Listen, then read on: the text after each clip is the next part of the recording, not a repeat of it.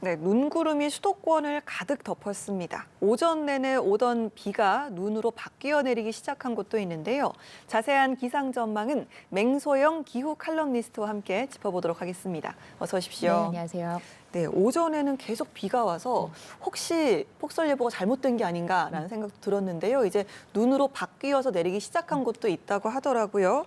낮부터는 기온이 좀 더 올라가는 게 원래 상식이잖아요. 그런데 비가 눈으로 이렇게 바뀐다는 건 이 부분은 좀 어떻게 된 걸까요? 비가 한 9시, 10시부터 시작으로 이제 전국적으로 지금 영남 지역을 제외한 전국 대부분 지역이 비나 눈이 내리고 있는 그런 상황입니다. 네. 서울 같은 경우에는 기온이 한 4도대 이상으로 웃돌기 시작하더니 네. 이제 9시, 10시부터 다시 기온이 내림세로 돌아섰습니다. 보통은 그 구름이 밤에 꼈느냐, 낮에 꼈느냐에 따라서 날씨 상황이 많이 바뀌거든요. 우리가 상식적으로 태양빛에 따라서 기온이 오르고 내린다라고 하는 생각도 있기는 하지만 네. 보통은 또 어떤 공기가 또 유입이 됐느냐의 차이도 있어요. 근데 이렇게 아침에 낀 구름 같은 경우에는 이불구름이라고 해서 밤 동안에 대기 중으로 빠져나가는 열을 막아주기 때문에 보통 겨울날에도 출근길에 비나 눈 오면은 생각보다는 따뜻하거든요. 근데 낮에 구름이 끼게 되면 네. 양산구름이라고 해서 빛을 차단시켜주다 보니까 일조 시간이 줄어들면서 어떻게 보면 기온이 떨어질 수밖에 없죠. 그래서 그런 의미 때문에서도 비구름 때문에 이제 낮 기온이 오르는 걸 저지하는 것도 있지만 지금 비구름 후면에서 공기 자체도 차가운 게 다가오고 있습니다. 그래서 경기 북부 지역을 중심으로는 지금은 이제 비보다는 눈이 내려서 쌓이는데 네. 대설특보가 내려진 지역, 특히 철원군 같은 경우는 이미 2cm 이상의 눈이 내려 쌓여 있고요. 경기 북부 그밖에 강원도 일부 지역에서도 한 1cm 가까이 지금 눈이 축적되고 있는 상황인데 이제 오후가 되고 찬 공기와 함께 이 비구름대가 좀 남쪽으로 내려오게 된다라고 하면 지금 비로 내리는 지역들도 이제 대부분 눈으로 바뀔 가능성이 굉장히 높습니다. 네, 지금 뭐 경기 북부와 강원은 눈이 내려서 좀 쌓이고 있는 지역도 있다라고 하셨는데요. 그렇다면 현재 경기도 도로 상황은 어떤지 저희가 도로 CCTV를 연결을 해서 함께 보도록 하겠습니다. 지금 보시고 있는 이곳은 파주 가월 교차로 지역이라고 합니다. 차들이 뭐 아주 좀 적게 보이는데요. 지금 눈이 좀 내리고 있는 상황이라서 좀 쌓이고 있는 그런 상황이라고 합니다. 자, 다른 곳으로 또 한번 이동을 해보도록 하겠습니다. 이번에는 가평입니다. 이곳은 눈이 꽤 많이 내려 쌓여서요. 굉장히 좀 이미 온 지역이 하얗게 쌓이고 있는 모습 볼 수 있습니다. 가평 갈치고개에 저희가 CCTV를 연결을 해서 함께 보시고 계십니다. 이곳들이 지금 서울보다는 위쪽에 있는 지역들, 파주나 가평의 지역들인데요. 지금 눈이 좀 많이 내려서 쌓이고 있어서 이곳들을 이동하시는 분들, 특히 운전하시는 분들 많은 주의가 좀 필요할 것으로 보입니다. 자, 기상청은 오늘 아침에 대설 예비특보를 내렸고요. 경기도는 비상 1단계를 이미 발령을 했습니다. 예상 적설량을 보면 강원 일부 지역이 15cm 이상까지도 이야기가 나오고 있고 서울을 포함한 수도권 또 충청까지 일부 내륙에는 10cm 가까이의 폭설이 전망되는 상황입니다. 눈이 일단 내일까지도 이어지는 겁니까?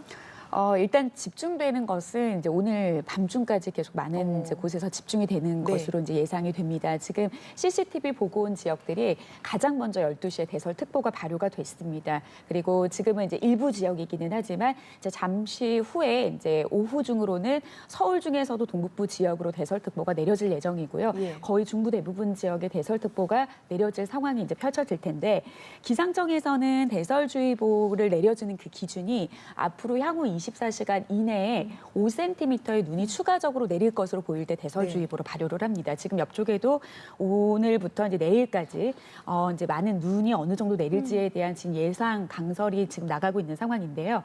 보면은 이제 서울, 경기 특히 이제 북쪽이나 동쪽 지역에 위치한 지역 같은 경우는 3에서 많게는 10cm 안팎의 많은 적설이 예고되어 있습니다. 이 말은 즉 대설주의보 수준보다도 훨씬 더 많은 양의 눈이 내려 쌓이는 곳도 있고요. 네. 그리고 강원 산간 지역 같은 경우에는 무려 15cm 이상의 눈이 내릴 것으로 보입니다. 뭐 대설 경보급은 아닙니다. 대설 경보는 추가적으로 20cm, 산간 지역은 뭐 30cm 예. 이상이기 때문에 경보급은 아니더라도 주의보급의 그런 이제 눈이 오늘 이제 밤까지 내릴 것으로 보이는데요. 문제는 양도 양인데 마치 여름철에 짧은 시간에 좁은 지역에 많은 양의 이제 비가 쏟아지는 집중호우처럼 이번 눈도 특히 이제 중부지방을 중심으로는 오후부터 밤 사이에 시간당 1에서 한 3cm 정도. 이럴 경우에는 비로 환산을 했을 경우에는 시간당 한 30에서는 50mm 정도. 그러니까 운전을 하고 있을 때에는 아무래도 비보다는 이제 눈의 덩어리가 좀 크다 보니까 그렇죠. 시야 확보가 굉장히 이제 어려울 정도로 굉장히 좀 이제 위험한 상황일 수도 있으니까 도로 안전에 좀 주의를 하셔야 될 것 같고요. 비구름이 주로 이제 남쪽으로 내려가면서 남부지방 같은 경우는 비보다도 또 눈의 형태, 이제 눈보다는 이제 비의 형태이기는 예. 하지만 그래도 눈이 오더라도 좀 많은 양의 눈이 짧은 시간에 집중될 가능성, 밤부터 새벽 사이니까 요 강한 시간대를 좀 참고를 하셔야 될 것 같습니다. 네, 내일까지 특히나 좀 짧은 시간 안에 내리는 폭설을 좀 주의를 해야 될 것 같은데요. 자, 지난주에도 눈이 첫눈이었습니다. 서울에는 갑작스럽게 많은 눈이 내렸기 때문에 당시 이제 도로에 갇혀서 교통 불편을 겪은 분들도 상당히 좀 많았습니다. 오늘 내리는 눈은 그때보다도 이제 더욱 긴 시간이 이어진다라고 하는데요. 이 부분은 좀 어떤 이유 때문일까요? 뭐 일반 분들이 보실 때는 하늘에서 내리는 눈이 같은 이제 모두 같은 눈으로 보일 수도 있지만 어떤 기상 상황에서 내렸느냐에 따라서 만들어지는 체계가 좀 다릅니다. 네. 그러니까 어떻게 보면은 목요일 날 강원 영동 지역 그리고 토요일인 오늘 전국적으로 그다음에 일요일 같은 경우에는 또 서해안 지역으로 새벽부터 오전 사이에 눈 예보가 있는데 네. 세 개의 시스템 모두가 어떻게 보면은 우리나라 겨울철에 강설 시스템을 가지고 올 수 있는 모든 조건들을 충족시키는 겁니다. 특히 이제 내일 서해안 지역에 내리는 눈과 그다음에 목요일에 강원도 지역에 내리는 눈 같은 경우에는 체계적인 눈구름이 유입됐다라기보다는 그 바람의 영향으로 지형과 만나면서 만들어진 눈입니다. 그러니까 변동성도 굉장히 크고 그리고 좀 국지적으로 갑자기 쏟아질 수 있는 그런 조건들입니다. 해기차라고 해서 차가운 공기가 바다 위를 지날 때 특히 강원 영동 지역 같은 경우에는 산까지 만나기 때문에 보통은 이제 2월 달쯤에 이런 폭설 형태로 내리는 이제 눈의 형태인데 오늘 내리는 전국적으로 내리는 이제 눈비 같은 경우에는 체계적인 비구름대가 들어오는 겁니다. 그래서 이 전반적으로 우리나라에 이제 지나가는 어떤 시간 때문에 우리나라에 머무르고 있는 그런 시간, 그러니까 강수의 그런 이제 집중되는 시간 자체가 좀 더 좀 깁니다. 그렇기 때문에 어떻게 보면 짧은 시간에 갑작스럽게 쏟아지는 형태의 눈은 아니어서 어느 정도 대비가 좀 필요하긴 하지만 전체적으로 비구름이 머무르는 시간이 길지 그 안에서도 앞서 말씀드린 것처럼 짧은 시간에 또 강하게 발달하는 구역에서는 또 많은 양의 눈이 내려 쌓일 수가 있기 때문에 좀 언제든지 대비를 좀 해야 됩니다. 네, 이렇게 지난주 첫눈도 그랬고 오늘도 이게 좀 말씀하신 것처럼 짧은 시간에 폭설이 올 수도 있다라고 하셨는데 올해 눈은 이런 식으로 단기간에 많은 눈이 쏟아질 이런 형태의 눈이 될 가능성이 높은 겁니까? 사실 비단 올해만의 문제는 아니죠. 네. 이제는 이제 겨울철의 강설 체계가 지구 온난화로 인해서 바뀌었다고 보시면 될 것 같습니다. 일단은 전 지구적으로도 기온이 올라가게 됐고요. 그리고 또 바다의 기온도 상승하게 됐는데 특히 바닷물의 해수면 온도가 높게 상승을 할 경우에는 증발하는 수증기량이 보통은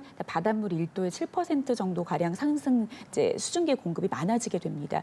그리고 이렇게 지구 온난화로 인해서 남과 북에 극심하게 대립하는 이제 온도로 인해서 극심하게 대립하는 현상들이 많이 늘어나고 있는데 특히 우리나라 겨울철에 내리는 눈 같은 경우에는 찬 공기가 갑자기 확장을 하게 됐을 때 상대적으로 따뜻한 바다 위에서 만들어지는 서해안 적설 그리고 동해안의 그런 이제 강설 형태의 시스템을 어떻게 보면 지구 온난화로 인해서 가장 취약하게 겨울철에 많은 양의 눈을 뿌릴 수 있는 그런 조건이고요. 그리고 또 앞서 말씀드린 대로 바닷물의 온도가 높아지게 되면은 수증기가 증발하면은 이거는 어떻게 보면은 눈구름이 발달하기에 좋은 연료로 공급을 하는 거거든요. 그러니까 과거의 눈의 형태보다 거의 10%나 많은 연료가 공급되기 때문에 네. 한 번 눈이 내렸을 때 훨씬 더 폭발적으로 발달할 수 있고 또 우리나라는 삼면이 바다로 둘러싸여 있지 않습니까? 네. 지금 우리나라 주변의 해수면 온도의 상승 속도가 지금 지난 50년 사이에 한 1.5도 이상 상승을 했거든요. 전 세계 바다 해수면 온도의 상승폭보다 2.5배 정도 빠릅니다. 네. 그러니까 어떻게 보면은 전체적으로 겨울은 따뜻해지고 있고 짧아지고 있기는 하지만 한 번 눈이 내렸을 때는 굉장히 폭발적인 폭설의 형태로 내릴 수 있는 그런 조건들이 우리나라 지형적인 영향이 너무나도 잘 갖추고 있습니다.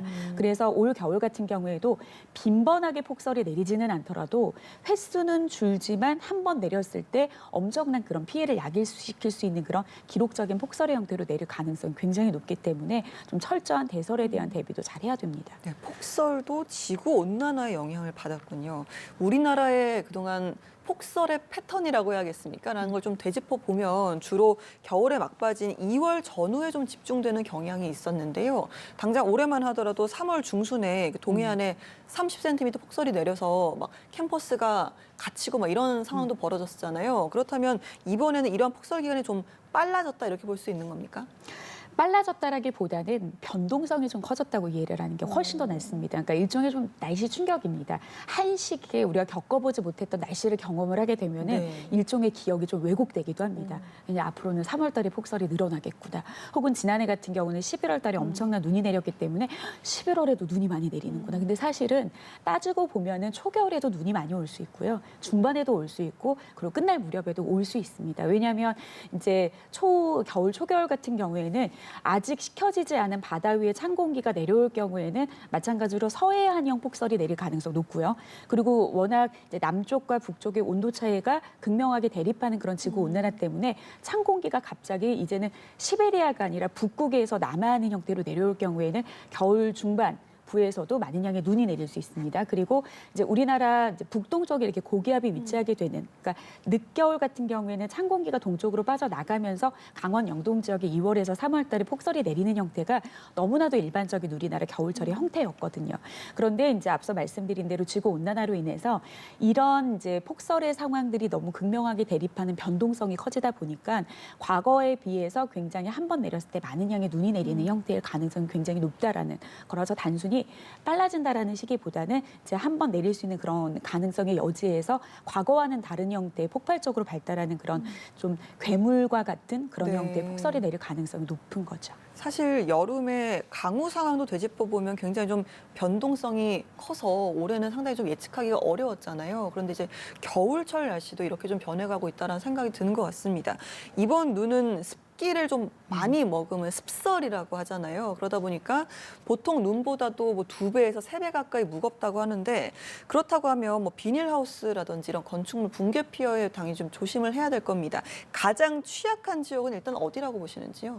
아무래도 뭐 비닐하우스나 축사 등이 좀 밀집되어 있는 농가 같은 경우에는 네. 그런 이제 젖은 눈, 습설에 대한 피해가 높을 수밖에 없습니다. 일반적으로 1제곱미터라는 그 공간 안에 1cm의 눈이 내려 쌓였을 경우에는 그 무게가 한 2kg 정도가 됩니다. 네. 5cm 쌓였을 때는 10kg으로 늘어나고요. 10cm에서는 20kg. 그러니까 일반 눈에 비해서 2~3배 정도 무게가 무거운 데다가 그 많은 면적 대비 쌓였을 때 그 젖은 눈이 주는 하중이라는 거는 어마무시합니다. 네. 그래서 특히 이제 이런 이제 비닐하우스나 축사 같은 경우에는 지붕이나 경사가 진 곳 같은 경우에는 이 이제 습설 같은 경우에는 이제 결착력이 굉장히 높기 때문에 쌓인 대로 흘러내리는 게 아니라 그대로 이제 눌러붙어서 얼어붙을 가능성이 굉장히 높습니다. 특히 이제 이번 같이 눈이 먼저 시작된 경우가 아니라 비로 먼저 내린 지역 같은 경우에도 결착력이 훨씬 더 높아지거든요. 네. 그러다 보니까 무게도 무거운 데다가 쌓일 수 있는 그런 조건들이 있기 때문에 굉장히 좀 대비를 하셔야 되는데요.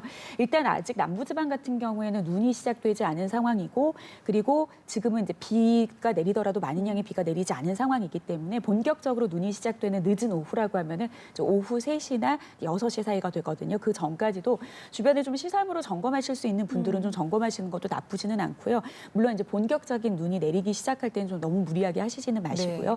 그리고 정부나 지자체 차원에서도 대설에 대한 그런 이제 강구책을 많이 마련하고 있는 상황이고 사전에 이제 올 겨울을 대비하기 위해서 11월 15일부터 이제 방제 기간이 시작이 됐거든요. 전국적으로 전수조사를 하기도 했습니다만 일단 눈이 많이 내릴 때는 좀 능동적으로 눈이 쌓이지 않도록 좀 위험을 무리하지 않는 선안에서 이런 대처를 하는 것도 큰 피해를 막을 수 있는 작은 또 실천 방안이 될 수 있습니다. 네, 비닐하우스나 축사, 농가에선 대비가 좀 필요할 것으로 보입니다. 오늘 밤부터는 기온이 더 떨어진다고 하는데요. 눈이 좀 얼어붙겠죠. 그러다 보면 곳곳에 도로에 빙판길도 만들어지지 않을까 걱정이 되는데요.